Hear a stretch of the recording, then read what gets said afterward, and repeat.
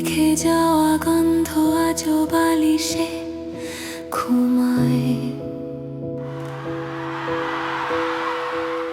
জানালার কাছে বৃষ্টি এসে তোর কথাই শোনায়।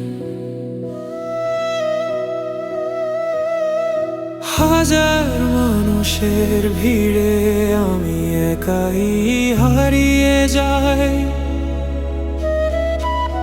তুই নেই বলে আজ নিজের কাছেও ফিরতে পাই না। যদি একবার ফিরে তাকাতি হয়তো ভাঙা মনটা